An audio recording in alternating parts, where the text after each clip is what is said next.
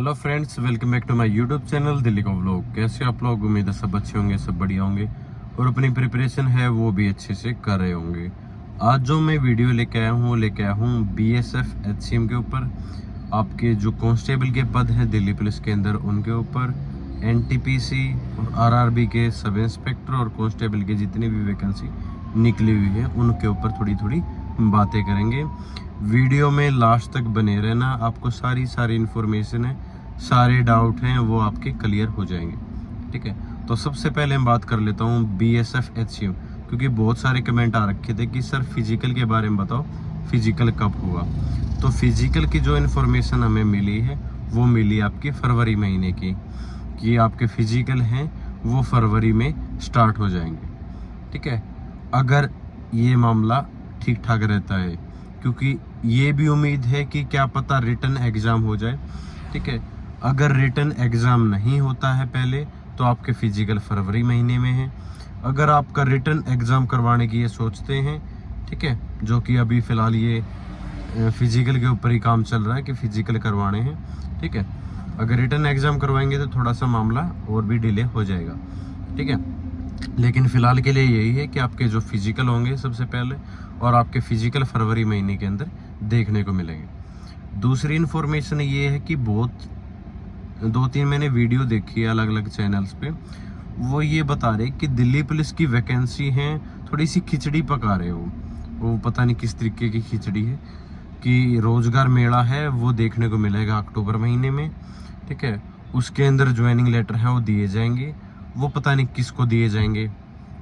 ठीक है, वो ज्वाइनिंग लेटर देने की भी बात कर रहे हैं इसी साल। ठीक है, और जो कि ज्वाइनिंग लेटर के लिए कुछ है ही नहीं। ये बताओ ना, दिल्ली पुलिस के अंदर जो विद हेल्ड वाले कैंडिडेट हैं सिर्फ वो हैं। ठीक है, बाकी तो वैकेंसियों खाली हैं, कि आपके 1000 से ज़्यादा पद आपके खाली रह गए थे। जो भी विद हेल्ड वाले हैं उनकी ज्वाइनिंग हो सकती है। 64 तो पहले वाले थे, उनकी अभी तक ज्वाइनिंग नहीं हुई है। ठीक है, और उसके बाद कुछ और वेट कर सकते हैं कि कुछ और भी पद हो सकते हैं विद हेल्ड वाले से अलग, और जिनका भी मेडिकल है क्लियर हो चुका है, ठीक है, उनके ज्वाइनिंग लेटर हैं वो हो सकते हैं। ठीक है, बाकी यही है कि आपके 200 के आसपास हो सकते हैं, 150 के 200 के आसपास। ठीक है, बाकी और जो वैकेंसी है वो खाली रह चुकी हैं, और ड्राइवर की भी वैकेंसी खाली रही थी पोस्ट।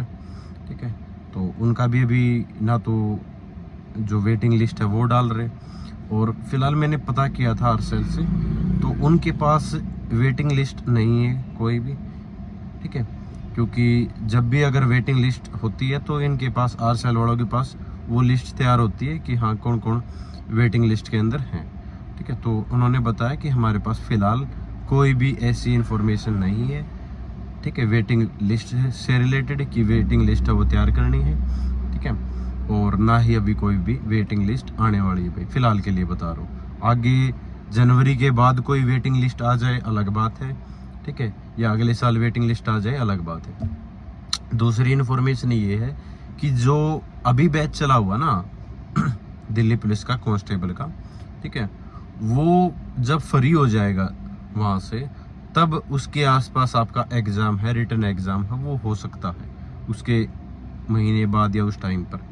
ठीक है, क्योंकि ये बैच मान लो कि मार्च अप्रैल तक तो इनकी पासिंग आउट परेड होगी। ठीक है, तो पासिंग आउट परेड होने के बाद, ठीक है, आपकी जो नई वैकेंसी है उसके ऊपर काम स्टार्ट हो जाएगा। ठीक है, तो ऐसी उम्मीद मत लगाओ कि फरवरी में ही नोटिफिकेशन या उससे जस्ट 10 दिन बाद आपका रिटन एग्ज़ाम हो जाए और उसके महीने भर बाद आपका फिजिकल है वो कंडक्ट करवाया जाएगा। ऐसा बिल्कुल भी नहीं है, प्रोसेस चलेगा अच्छे से। ठीक है, उसमें पूरा साल है वो लग जाएगा 2025 का। ये मैं आपको कंफर्म बता रहा हूँ कि 2025 के अंदर आपकी ज्वाइनिंग होनी मुश्किल है दिल्ली पुलिस के अंदर। हाँ, प्रोसेस चलेगा, नोटिफिकेशन आएगा, उसके बाद रिटन एग्ज़ाम होगा, आपके फिजिकल कंडक्ट करवाए जाएंगे, तब आपकी लिस्ट जारी होगी, तब आपके आगे जाके ज्वाइनिंग होगी। क्योंकि मार्च अप्रैल तक जो जितने भी हमारे ट्रेनिंग सेंटर है, 4 ट्रेनिंग सेंटर है, उनके अंदर जगह नहीं है फ़िलहाल के लिए कि बाकियों की ट्रेनिंग करवाई जाए। अभी जो सीपीओ के अंदर सिलेक्ट हुए थे उनको भी वेट करना पड़ रहा है ट्रेनिंग के लिए। ठीक है, तो ट्रेनिंग सेंटर में अभी फ़िलहाल जगह नहीं है, जब जगह बनेगी तब उनको भी ज्वाइन करवा दिया जाएगा। जो विद हेल्ड वाले थे उनको अगर रोजगार मेले के अंदर ज्वाइनिंग लेटर देते हैं तो उसके बाद आपकी जो ट्रेनिंग है, ठीक है, शायद इसी चीज़ का वेट कर रहे हो कि एक साथ 150-200 कम से कम इतने बच्चे तो हों जिनकी ये ट्रेनिंग करवा सके, ठीक है, क्योंकि इनका अलग से बैच बनेगा। आप उनके साथ तो ट्रेनिंग करवा नहीं सकते क्योंकि इंडोर क्लासेस हैं वो अलग से लगेंगी, क्योंकि बाकियों का तो सिलेबस काफ़ी हो चुका है, ठीक है।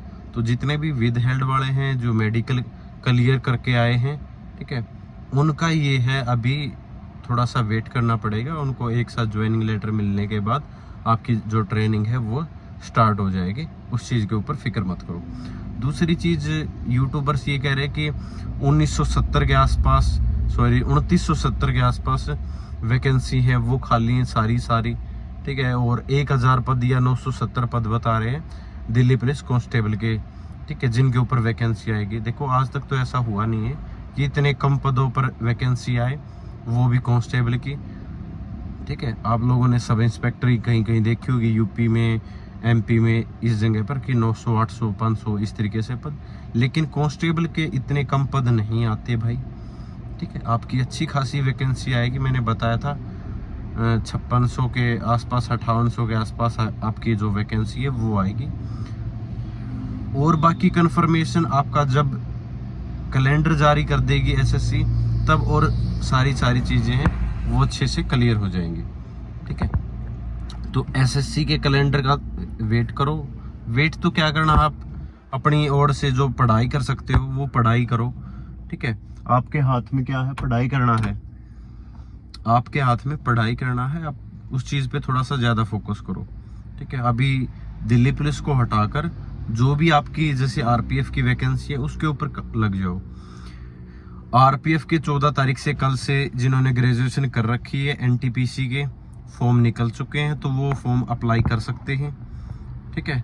थोड़ा सा ये लगती है आपकी जोन वाइज कट ऑफ, ठीक है। जो एनटीपीसी का भी फॉर्म निकले हुए हैं ग्रेजुएशन बेस पे, अच्छी वैकेंसी है सारे के सारे, ठीक है।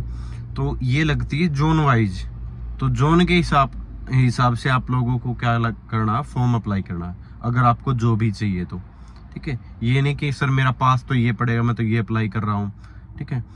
आप देख लेना, बहुत सारे जो पिछले भी आप कट ऑफ देखोगे जोन वाइज, ठीक है। कुछ जोन ऐसे हैं जहाँ पर हमेशा से कट ऑफ है वो ज़्यादा रहती है, ठीक है। वो लिस्ट आप निकाल भी सकते हो, आराम से बैठ के देख लेना कि कुछ जोन ऐसे होते हैं जहाँ पर हमेशा कट ऑफ है वो हाई जाती है। तो ऐसे जोन में सिलेक्शन लेना थोड़ा सा मुश्किल हो जाता, तो ऐसे जोन को सेलेक्ट नहीं करना है। अगर आप गवर्नमेंट जॉब ही चाहिए है तो आप कोई और जोन है, ठीक है, वो उसमें आप अप्लाई करो, वहाँ पर आप सिलेक्शन लो। उसके कुछ सालों बाद आपके जोन से ट्रांसफ़र भी हो जाते हैं, म्यूचुअल ट्रांसफ़र भी हो जाते हैं और वैसे भी हो जाते हैं। तो वो बाद की बातें हैं, जब आप डिपार्टमेंटल कैंडिडेट हो जाओगे, ठीक है, जॉब ले लोगे, तब वो बाद की बातें आपको क्या करना, कैसे क्या करना, ठीक है। फिलहाल के लिए यही है कि आप अच्छे से ये देखकर कि कौन से जोन में अप्लाई करना है, कहाँ पर कट ऑफ है वो कम रहती है, ठीक है, महाराष्ट्र साइड या नॉर्थ ईस्ट साइड, ठीक है, इस तरीके से जोन का चयन करना है और वहाँ पर आप सिलेक्शन ले जाओ। अच्छी जॉब अपॉर्चुनिटी है, क्वार्टर्स हर जगह फैसिलिटी है, क्वार्टर्स वगैरह की, तो कोई ऐसी बड़ी बात रहने वाली नहीं है, ठीक है। दूसरी बात, आपका जो एग्ज़ाम होगा आरपीएफ का, कांस्टेबल का और सब इंस्पेक्टर का, उसके लिए मैंने बता दिया था पहले से ही, मैं बताता आ रहा हूँ। किसी वीडियो में मैंने ये नहीं कहा कि अब होंगे या तब होंगे। मैं हर बार एक ही बात बोलता हूँ कि आपके नवंबर दिसंबर में आपका जो रिटन एग्ज़ाम है वो होगा। तो आप बिल्कुल इतनी मेहनत कर दो कि आपसे कोई आगे निकल ही ना पाए, ठीक है। बुक्स वगैरह सब कुछ आपके पास हैं, सेल्फ स्टडी करो जितनी कर सकते हो। कोई भी ऐसे भगत बनने की ज़रूरत नहीं है कि सर मैं तो नवीन सर का चेला हूँ, मैं तो इसका चेला हूँ। भाई कोई किसी का वो नहीं है, ठीक है, कोई किसी का चेला वेला या अंधभक्त बनने की जरूरत है नहीं। जहाँ पर आपको अच्छा कंटेंट मिले, कोई भी टीचर हो, कोई छोटा हा टीचर हो, कोई बड़ा टीचर हो, ठीक है, कोई छोटा प्लेटफॉर्म हो, बड़ा प्लेटफॉर्म, इससे कोई मैटर नहीं करता भाई। जहाँ पर आपको अच्छा कंटेंट मिलता है, ठीक है, उस कंटेंट को लो, वहाँ से आप पढ़ाई करो, ठीक है। कोई भी आपका प्लेटफॉर्म हो, कहीं से भी आपने बैच परचेज कर रखा है, या यूट्यूब से कोई, बहुत सारे ऐसे हैं कि यूट्यूब पे फ्री में अच्छा पढ़ाते हैं, बहुत अच्छा पढ़ाते हैं, जो पेड में भी नहीं पढ़ा पाते उनसे भी अच्छा पढ़ाते, तो आप उनसे पढ़ लो। कोई ऐसे जरूरी मैंडेटरी नहीं है, ठीक है, कि आप RW वालों से ही पढ़ना है या उनसे ही पढ़ना है, ठीक है। RW से वैसे बता रहा हूँ मैं कि SSC GD के लिए है बस, बाकी एग्जाम के ऊपर इतना ज्यादा अंधभक्त हो गए, ट्रस्ट करने की जरूरत है नहीं। कोई भी एक सिंगल टीचर है वो आपका सिलेक्शन नहीं करवा सकता, पहली बात। कोई एक सिंगल बुक है आपका सिलेक्शन नहीं करवा सकती। आपको सिलेक्शन के लिए हर जगह से कंटेंट पढ़ना पड़ेगा, अलग अलग बुक परचेज करके वहां से पढ़ना पड़ेगा भाई, ठीक है। जितने भी आपके टॉपर्स है ना, ये इंटरव्यू देते हैं कि मैंने इन सर से पढ़ा था, इन सर से पढ़ा था, वो सारी फेक इन्फॉर्मेशन होती है। आप लोगों को बता दूं मैं, कोई भी बच्चा, कोई भी स्टूडेंट एक टीचर से नहीं पढ़ा होता, ठीक है। उसने और भी जगह से पढ़ा हुआ होता है, लेकिन बोलना पड़ जाता है जब वो कोई भी इंटरव्यू लेना आता है कि सर मैंने तो सारा आपसे ही पढ़ा था और आपका ही आ गया, ठीक है। ऐसा नहीं होता। आप अपने हिसाब से, आप इतने मैच्योर हो चुके हो मेरे हिसाब से, आप डिसीजन ले सकते हो। आपको जहां अच्छा लगे वहां से पढ़ो, उसके बाद भी कोई और आपको अगर बेटर अपॉर्चुनिटी या बेटर चीजें मिलती हैं तो वहां से भी आप लोग जरूर पढ़ सकते हो, ठीक है। बुक्स आपके पास हैं, नई बुक परचेज नहीं करनी है आप लोगों को। मैं फिर कह रहा हूँ, कुछ बच्चे ये होते हैं कि एग्जाम की सुन के ना बुक परचेज करते हैं सबसे पहले, कि मैं तो अब एग्जाम निकाल दूंगा, नई बुक से पढ़ूंगा। नहीं, आपके पास जो भी अवेलेबल थी बुक, उनको आपको रिवाइज करना अब, ठीक है। बार बार उन्हीं से पढ़ो। कुछ कहते हैं कि सर मेरा GS के अंदर स्कोर नहीं बन पा रहा है, तो मैंने पूछा कितने दिन से आप तैयारी कर रहे हो, तो सर 3-4 महीने हो गए। भाई 3-4 महीने के अंदर आप ये सोच रहे हो कि GS को पार, ठीक है, कर दूं। GS एक समुद्र की तरह है भाई, कि आप उसमें एक बार अंदर जाओगे ना तो इतना गहरा हो, आपको समझ में नहीं आएगा कि कहाँ से क्या करें और कहाँ से मैं बाहर निकलूं, ठीक है। तो चीजें ये है कि जो इम्पोर्टेंट चीजें हैं वो आपको पढ़नी है। उसमें से कुछ फंस गया तो फंस गया, नहीं फंसा तो अब, ठीक है, किसी का भी नहीं फंसेगा। इसलिए तो कहते हैं कि GS में पूरा स्कोर नहीं कर पाते भाई, क्योंकि वो उसका क्राइटेरिया ही इतना लंबा चौड़ा है कि हम क्या क्या चीजें पढ़े, ठीक है, कि एक चीज से पता नहीं कौन सी चीज रिलेट करके क्या पूछ ले, ठीक है। बाकी जो आपको बुक्स बता रखी है मैंने, वो बुक्स आप पढ़ो, ठीक है। और जो भी आपको चैनल, मतलब आप बिगिनर्स हो तो चैनल का भी सहारा ले लो, कोई ऐसी बड़ी बात नहीं है मैं कि किसी चैनल के खिलाफ हूँ। बस जो ये पेड कोर्स बेचते हैं ना कि ये ले लो, मतलब बच्चों के अंदर डर पैदा करके जो कोर्स बेच रहे हैं ना, मेरे को उनसे प्रॉब्लम है कि सबसे पहले तो एग्जाम का ये प्रेशर बनवाएंगे कि आपका एग्जाम आने वाला है, आज से बैच स्टार्ट कर रहे हैं, आपसे आज से बैच परचेज कर लो, ये कर लो, वो कर लो, ठीक है। मेरे को उनसे प्रॉब्लम हो गई, ठीक है। आपने पढ़ाई करवानी है, आप पढ़ाई करवाओ अच्छे से, कोई ऐसी वो नहीं है, लेकिन ऐसे झूठ बोलकर बैच मत परचेज करवाओ किसी से, ठीक है। मैं उस चीज के खिलाफ हूँ, वो चाहे कोई भी हो। आपके पास आज के टाइम पर ऐसा है कि YouTube पर लगभग सारा कंटेंट मिल ही जाता कहीं ना कहीं से, ठीक है। तो बैच परचेज करने की मेरे हिसाब से जरूरत नहीं पड़ती। मैं अपनी खुद की बताता हूँ, मैंने कोई भी बैच परचेज नहीं किया था भाई, ठीक है। सेल्फ स्टडी के द्वारा ही मैंने एग्जाम क्लियर किए हैं, ठीक है।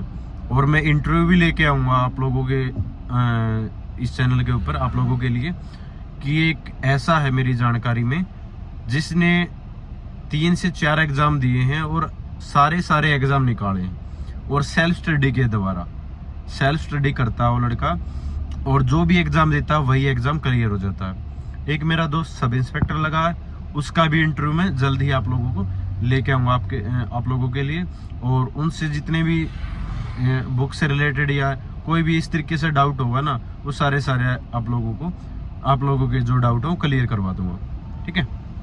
तो 2-3 इंटरव्यू के बारे में सोच रहा हूँ मैं कि आपको, क्योंकि और थोड़ी सी इन्फॉर्मेशन मिल पाएगी कौन सी क्या बुक अच्छी है। बाकी बुक से रिलेटेड मैंने अपने जो चैनल पर वीडियो है वो डाल रखी है, पहले भी डाल रखी है, ठीक है। तो आपका एग्जाम है वो RRB का, रेलवे के एग्जाम की तैयारी करना स्टार्ट कर दो। रेलवे के एग्जाम भी धड़ाधड़ होंगे, ठीक है। लाइन वाइज सीक्वेंस वाइज आपके रेलवे के एग्जाम होंगे, इसमें कोई दो राय नहीं है। हाँ, फॉर्म जरूर अप्लाई करना है। ये नहीं कि सर नहीं मेरे को तो दिल्ली पुलिस ही चाहिए, मैं तो दिल्ली पुलिस का ही एग्जाम दूंगा, ऐसा मत करना। कोई भी एग्जाम आता है उसका एग्जाम दो, तैयारी करो, ठीक है। चीजें वही है सभी में, जीएस है, रीजनिंग है, मैथ है, सब में वही चीजें, ठीक है। उनकी आप तैयारी करो और कहीं पे भी सिलेक्शन मिलता है आप सिलेक्शन ले जाओ। और उसके बाद ये है, उसके बाद फिर आप डिसाइड कर लेना आपको कौन सी फील्ड में जाना है। टाइम मिल जाता है, हर डिपार्टमेंट में टाइम मिल जाता है, ठीक है। ऐसा कुछ नहीं है कि टाइम नहीं मिलता आगे पढ़ाई करने का, कहीं पे भी जाओगे आपको टाइम मिल जाएगा प्रॉपर। दिल्ली पुलिस के अंदर आओगे तब भी आपको टाइम मिल जाएगा पढ़ाई करने का। और यहाँ से भी ऐसे बहुत सारे हैं कि जो दिल्ली पुलिस में सिलेक्ट हो रखे लेकिन अभी वो पढ़ाई कर रहे हैं कहीं और जाने की, ठीक है, कि मेरे को कोई और अच्छी जगह आसपास अपॉर्चुनिटी मिल जाए, ठीक है। तो बेल्ट की जॉब का तो आपको पता ही है, थोड़ा सा फील्ड के अंदर ज़्यादा वर्क होता है और थोड़ा ये है कि हार्ड जॉब होती है बेल्ट की, इतनी इजी जॉब नहीं होती बेल्ट की कि आप ये मान के चल रहे हो कि हमें तो दिल्ली पुलिस में आगे सिर्फ ऐसे ही रिलैक्स हो जाएंगे। एक तो ये जितनी रील्स बनाते हैं ना, इन्होंने ज़्यादा वो बना रखा दिल्ली पुलिस का, ठीक है, कि पुलिस लाइन में ऐसा वैसा है, ठीक है। काम होता है यार, काम करना पड़ता है, ऐसा कुछ नहीं है कि आपको काम नहीं करना पड़ेगा, ठीक है। फैमिली को टाइम भी कम दे पाओगे और फील्ड के अंदर काम भी करोगे, तो बहुत सारी चीज़ें रहती हैं, जब आप पाओगे तब आपको आइडिया हो जाएगा। तो बाकी इन्फॉर्मेशन यही थी मेरे हिसाब से, और कोई भी और डाउट हो आप कमेंट सेक्शन में पूछ सकते हो, हर कमेंट का मैं जवाब देने की कोशिश करता हूँ, आप लोगों को पता ही। तो चैनल से जुड़े रहो, चैनल को सब्सक्राइब करके रखो, ठीक है। तो थैंक यू सो मच, जय हिंद सभी को, नमस्कार।